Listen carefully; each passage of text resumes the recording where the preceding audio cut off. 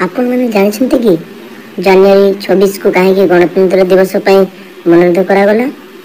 आसतु किछि आलोचना करिबा एही गुरुत्वपूर्ण विषय रे। प्रतिवर्ष 26 जनवरी रे गणतंत्र दिवस पालन करा जाय। एही दिन प्रत्येक भारतीयों पई एक विशेष दिवस अटे। एही वर्ष देश 75तम गणतंत्र दिवस पालन करबा जाउछि। प्रतिवर्ष गणतंत्र दिवस अवसर में इंडिया गेट रु भारतर राष्ट्रपति भवन पर्यंत एक ग्रांड पेरेड आयोजित करा जाय। प्रतिवर्ष 26 जनवरी रे गणतंत्र दिवस कहीं पालन करा जाय। आसतु या विषय किसी आलोचना करिबा। आमे आपन को एही दिन सहित जड़ित किछि मजादार कथा कहबा को जाउछु। काहे कि विशेष दिन जनवरी 26 आसतु देखिबा। भारतर संविधान 26 जनवरी 1950 रे लागू हला। आउ परे भारत एक गणतांत्रिक तथा संवैधानिक राष्ट्र रे परिणत हला। देश स्वाधीनता हेबा परे 26 नवेम्बर 1949 रे संविधान ग्रहण कला। एही वर्ष देश 75तम गणतंत्र दिवस पालन करुछि। 1947 मसीह रे देशर स्वाधीनता हेबा परे संविधान प्रस्तुत आरंभ होइथिला।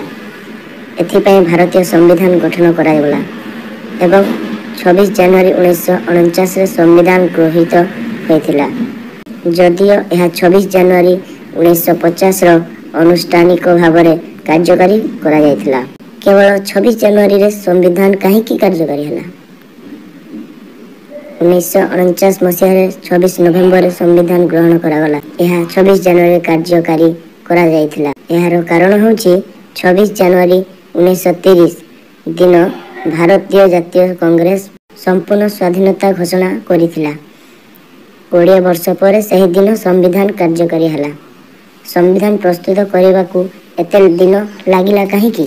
आसतु यह विषय में किसी आलोचना करिबा। आसतु आपन को कहबा जे भारतीय संविधान हाथ लेखा होइछि, जहाँ संसदर लाइब्रेरी रे एपर्यंत सुरक्षित अछि। यह को प्रस्तुत करबा पई 2 वर्ष 11 मास एवं 18 दिन समय लागिथिला। भारतर संविधान विश्वर सर्वबृहत हस्तलिखित संविधान बोली कहा जाए। 24 जनवरी 1950 रे संविधान 2टी हस्तलिखन कॉपी स्वाक्षरित होइथिला। तापर 2 दिन परे अर्थात 26 जनवरी रे सारा देश रे संविधान कार्यकारी हला। भारतीय संविधान एही नकल गुड़िक हिंदी एवं इंग्राजी भाषा रे लिखित।